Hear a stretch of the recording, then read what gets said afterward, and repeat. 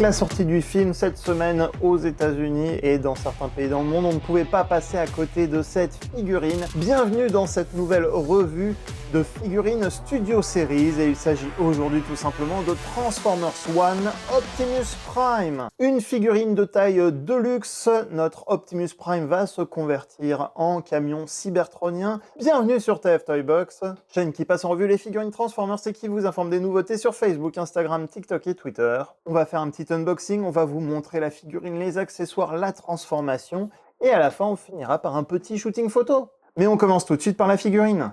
On retrouve notre figurine Optimus Prime Studio Series, qui est le numéro 112 dans la collection. On a bien le logo du film, le nouveau film Transformers One, qui sort en France en octobre, mais il sort peut-être dans d'autres pays francophones avant. Une figurine Deluxe Class, mais qui est un peu plus grosse que la normale, on le verra tout à l'heure avec les comparatifs. Côté boîte, on a les artworks traditionnels. Regardez-moi ce beau dessin d'Optimus Prime sur le côté de la boîte. Le beau portrait ici, avec la petite matrice qui brille au niveau du torse. L'arrière de la boîte, on retrouve le mode véhicule, le mode robot 25 étapes de conversion. Comme pour toute figurine Studio Series, on a droit à un fond pour le mettre en photo. Il a une photo de démonstration avec la matrice qu'on mettra en scène. C'est déjà fait sur une photo, vous ne le savez pas lors de l'enregistrement, mais j'ai déjà commencé le travail. Un héros accomplit son destin et devient légendaire, car oui, Optimus commence dans le film en tant que Orion Pax, un petit gars tout sympa, avec son ami D16, ce sont des mineurs, ils minent de l'énergon, et il va leur arriver des aventures, des choses, et à la fin du film, ouais, désolé du spoil, mais il va devenir Optimus Prime, le coco. Le but de ce film, c'est pas de vous dire la fin, on sait qu'à la fin, on va avoir Optimus, les Autobots contre Megatron, les Decepticons, mais le but de ce film, c'est de vous montrer comment ils en arrivent là. Orion Pax commence avec un corps un peu plus léger, un peu plus fin, comme on le voit dans les bandes annonces et certains produits dérivés d'autres marques, et il finit par cette forme robot qu'on va regarder en détail. C'est parti! À l'ouverture de la boîte, il y a des petits accessoires à ne pas oublier de mettre. On a notamment la matrice du commandement.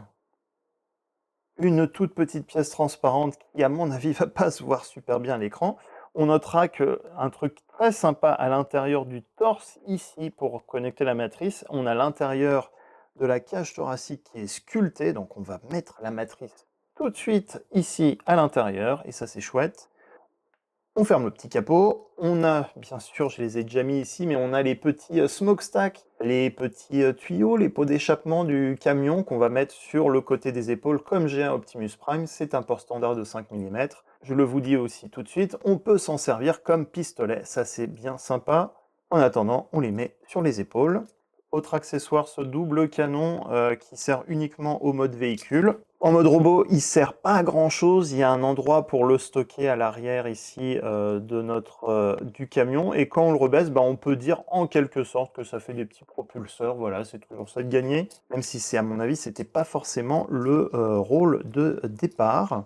Et enfin, une arme qu'il utilisera beaucoup dans des univers G1 et pas que G1 d'ailleurs, Génération tout court, mais aussi dans le film, il a droit à une hache cybertronienne énergétique. Que dire, premières impressions de cette figurine, elle en impose, elle en jette, c'est un gros Deluxe Class et c'est Optimus Prime dans sa super version ultime. Il a des beaux yeux bleus qui ressortent du casque, des yeux bleus clairs qui ressortent avec le bleu foncé, bleu marine du casque. On a une vitre transparente bleue, on voit la matrice à travers, on a le petit phare, la petite touche de jaune qui est à l'avant du camion. On a des petites touches de jaune aussi au niveau des doigts de pied comme G1 Optimus Prime, ça fait bien plaisir, les petits rappels comme ça.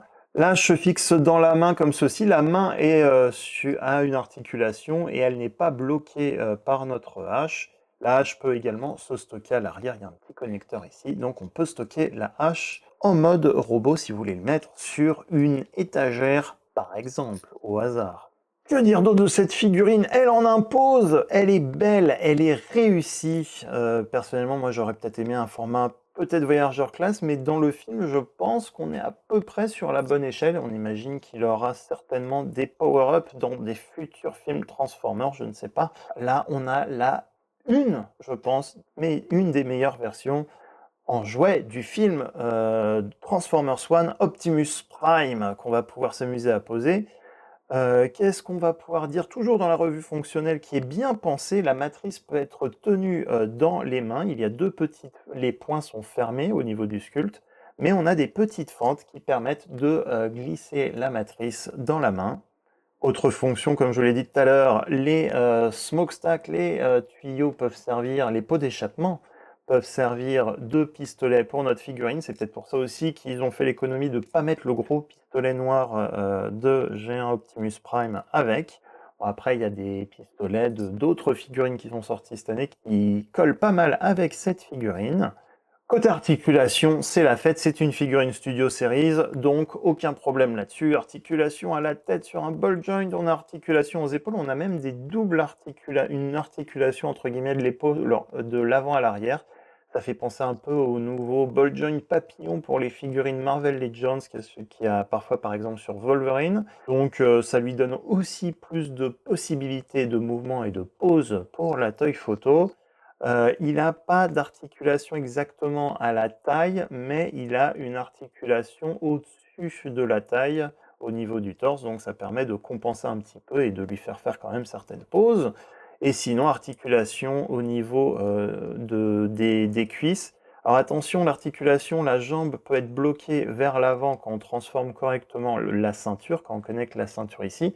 Mais si on la déconnecte légèrement, qu'on la laisse en mouvement, bah là on peut faire le geste, le mouvement, et on peut donc le mettre à genoux. Après, si vous êtes en mode robot, que vous voulez pas que cette partie, s'il est debout, pardon, et que vous voulez pas que cette partie bouge, hop, il suffit de la clipser un petit peu un cran en dessous, et là, on est bon. Et comme toute bonne figurine Studio Series, eh ben, on a aussi des articulations à la cheville, qui va permettre des belles poses. Je sais que je me répète, mais franchement, ils ont réussi leur coup. D'habitude, les premières versions des personnages sont parfois pas les meilleurs. Il faut attendre que le film soit sorti, que Hasbro ait les designs définitifs en main pour faire une bonne figurine. Là, franchement, on a un bon gars, j'ai envie de dire, un bon gars. La couleur me faisait peur quand j'avais vu les photos promotionnelles et les premières images. En main, en fait, ça choque beaucoup moins. Moi, je m'attendais à du gris, comme la figurine standard, entre guillemets, Transformers One, qu'on comparera après. Là, on est plus sur un gris qui jaunit un peu ou qui tire un peu sur le vert. Mais en réalité, moi, sur ma version, ça me dérange pas plus que ça. Ce qui est bizarre, c'est que au niveau de la tête d'Optimus Prime, on a un gris qui tire plus sur du gris métallique, entre guillemets. Enfin, c'est un gris standard, hein, mais qui est peint sur le casque bleu. Le corps aurait pu être peint de cette couleur-là aussi, mais ils sont allés vers cette couleur grise un peu palote. Mais encore une fois on l'a en main, bah, ça gêne beaucoup moins. Ça me gêne beaucoup moins que les photos que j'avais vues, les photos promotionnelles ou les prototypes qui avaient été montrés en photo sur Internet. Et pour vous montrer la force de cette figurine, bah, on va la comparer avec le Optimus Prime Transformers One. La gamme du film Transformers One est de sortie dans cette gamme de jouets orientés tout public. On a 4 figurines Deluxe, même si ça s'appelle plus des Deluxe, dont Bumblebee et un Optimus Prime. Et clairement, quand on les met côte à côte, bah, y a une différence de taille entre Transformers One Optimus Prime et la version Studio Series du film Transformers One. Il y a clairement une différence de taille, le Studio Series sera beaucoup plus imposant. C'est peut-être parce que j'ai les deux versions que je me rends compte et que je suis très heureux de la version Studio Series. Des bons points quand même pour cette figurine Transformers One, comme je ne vais pas la passer en revue, autant vous en parler ici. J'aime beaucoup son look, hein, il rappelle aussi Optimus Prime du film, mais on voit que le torse est quand même un peu plus compressé. La tête aussi a l'air un peu plus compressée. Les bons points quand même, pour une figurine de cette taille, on a droit aux mêmes accessoires, c'est-à-dire les 2 tuyaux, hop, montés sur des ball joints qui s'en vont d'ailleurs plus facilement. Y aurait-il un moustique là juste au-dessus de ma tête, juste pendant l'enregistrement? On s'arrête pas pour l'enregistrement d'aujourd'hui, c'est génial! Des bons points que je disais pour cette figurine de Optimus Prime. Déjà le look est respecté quand même. Il a les mêmes accessoires que la figurine Studio Series, ce qui est plutôt rare pour un jouet de ce type de gamme. Les smokestacks qui peuvent devenir des armes au niveau des mimines, ça il peut le faire. Il a même une matrice du commandement qui est cachée. Bon, par contre, elle est difficile d'accès, elle est au niveau d'un petit panneau. Celle-ci, elle est pas... je vais la sortir. Cette matrice est différente, elle est même incomplète de par son design pour qu'elle rentre dans le petit torse qui est beaucoup plus petit de cette version d'Optimus Prime, mais au moins on a une matrice qui tient dans les deux mains aussi, et on a une hache aussi, la hache d'Optimus Prime.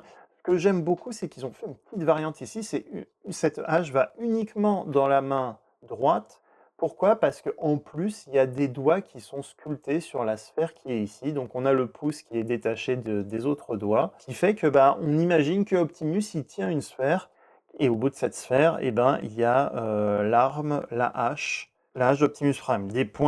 Autres points positifs, entre guillemets, pour ceux que ça intéresse, il a du gris et de la peinture argentée aussi sur le corps, ce qui fait que ça ressort un petit peu plus au niveau de la lumière, là on le voit d'ailleurs, et puis c'est un peu plus proche de ce qu'on a l'habitude de voir de Optimus Prime, mais encore une fois, quand quand on les met côte à côte, on voit la différence de gris, mais encore une fois, quand on a cet Optimus qui traîne sur Cybertron dans les mines ou qui fait la guerre, c'est pas trop choquant en fait d'avoir ce type de couleur. Pour cette figurine, avantage ou inconvénient, à vous de voir, mais effectivement, cet Optimus-là, il est plus petit et il a moins d'articulations, il n'a pas les articulations à la cheville. Ce jouet est clairement orienté un peu plus pour les enfants. Il peut, j'imagine, rester plus facilement aux chutes si jamais il y en a. Il est plus simple à transformer. Bref, c'est pas forcément les mêmes publics pour ces deux figurines. Et puis il y a aussi un facteur prix, tout simplement, qui va rentrer en compte. Les figurines Studio Series sont un peu plus chères que les figurines de la gamme Transformers One. Je vous mets quelques images de comparaison avec d'autres figurines Studio Series, Deluxe Class et Voyager Class. On commence par son copain de vague de Studio Series, Bumblebee du film 1986, qui, lui, est tout petit comme figurine Studio Series, mais entre guillemets, c'est normal, puisque c'est Bumblebee, un des plus petits Autobots, et la gamme Studio Series tente de respecter l'échelle. On verra qu'il est très très bien articulé, beaucoup plus que les Core Class classiques, en comparaison avec d'autres figurines Deluxe Class et Voyager Class, pour vous donner une idée des gammes standards, entre guillemets, des tailles standards de Deluxe. Et enfin, comparaison aussi avec des figurines Transformers One, dont Bumblebee du film. Et franchement, ce Bumblebee, il est plutôt bien réussi. En attendant d'avoir un futur Bumblebee Studio Series, celui-ci, il va très bien dans la collection et très bien avec cet Optimus Prime. Enfin, ça, c'est mon avis. N'hésitez pas à me donner le vôtre en commentaire. Que pensez-vous de Bumblebee Alpha Trion par rapport à la gamme Studio Series? Instant pub maintenant, cette figurine est en cours d'arrivage au moment où je vous parle au lancement de cette vidéo chez Magnatoys Collector. Magnatoys qui stocke des figurines Legacy Studio Series mais aussi des exclusivités, et cette semaine il va y avoir de l'arrivage. On a même du Masterpiece, on a des exclus avec un pack Doom and Destruction, et on a les Star Raiders qui sont des capsules de cette année 2024. Et en Studio Series, Optimus, Bumblebee et même le petit Steel Joker Class devraient pas tarder à arriver ou sont déjà en stock. Donc je vous remets le lien en description de la vidéo si vous voulez faire votre shopping de la rentrée. Je vous montre la transformation maintenant à l'écran. La transformation est plutôt intuitive. On respecte la transformation classique d'Optimus Prime, c'est-à-dire que la tête va rentrer dans le torse. Les bras vont former le côté du camion, les jambes vont former l'arrière du camion, bref. 25 étapes de conversion, mais honnêtement, il y a certaines étapes qui vont très vite, comme baisser les doigts de pied au niveau des jambes. Le plus dur sera la transformation, entre guillemets, au niveau des épaules pour les abaisser, et aussi l'assemblage, l'alignement des bras et des jambes pour que tout se connecte bien droit. Heureusement, on a des points de connexion pour que tout soit attaché proprement.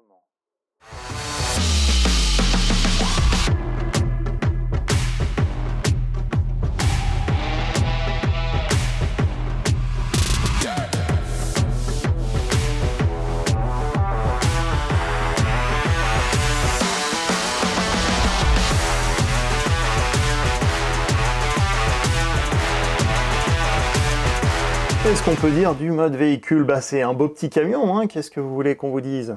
Un beau petit camion avec des petits canons supplémentaires à l'avant, donc on voit que c'est sa version finale où il est prêt à charger au combat. Il a ces thrusters, j'aurais tendance à dire des mini-réacteurs qui l'aident à le propulser. Ce sont historiquement, ce sont les petits tuyaux à l'arrière du camion d'Optimus Prime qu'ils ont déportés sur le côté, les pots d'échappement, voilà. Merci de m'avoir repris moi-même, sinon j'allais dire des bêtises à l'écran.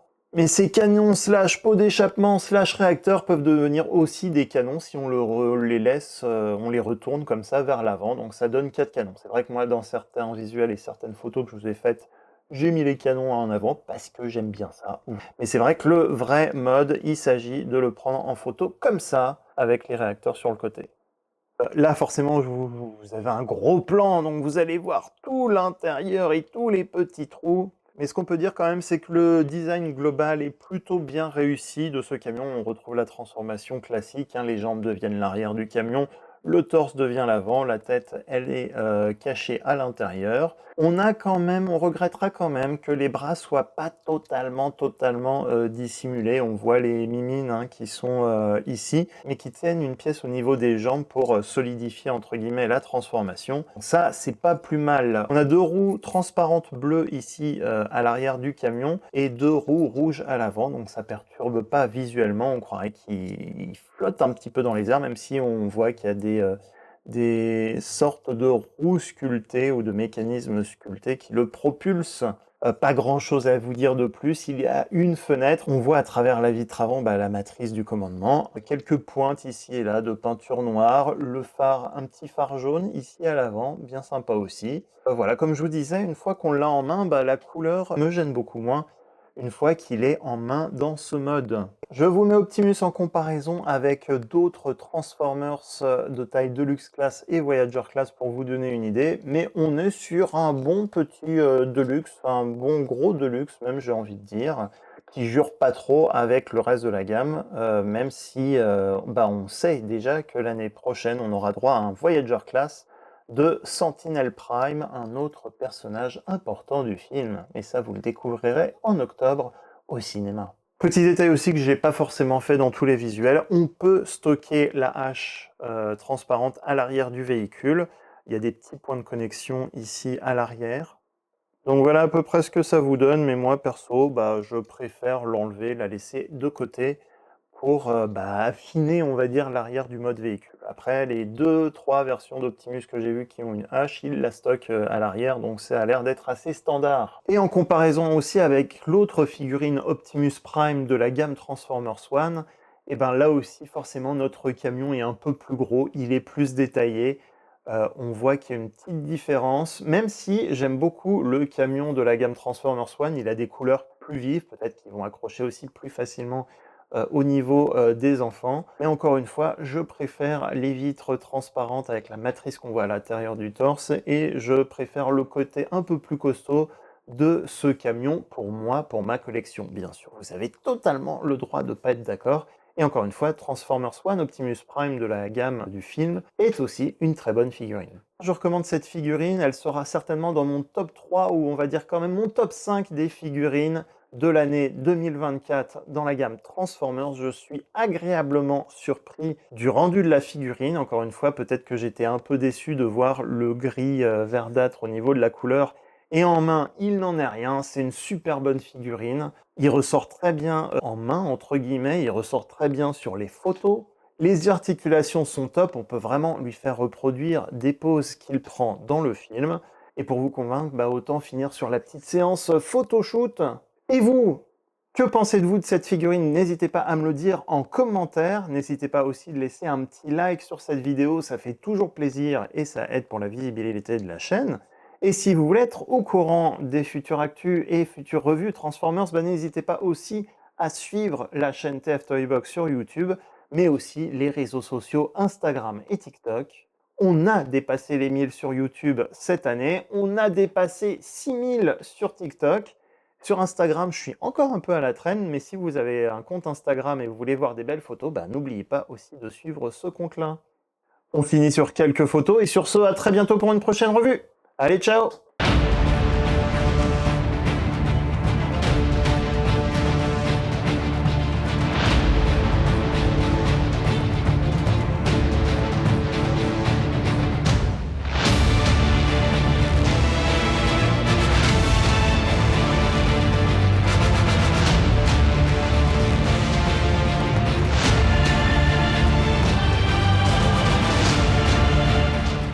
Petit détail pour la transformation dans l'autre sens, faut pas forcer, c'est du plastique un peu mou, mais il faut pas forcer à tirer trop cette pièce. Donc on y va tout doucement pour enlever cette pièce, un côté à la fois, ça s'enlève, et après on peut convertir notre robot dans l'autre sens.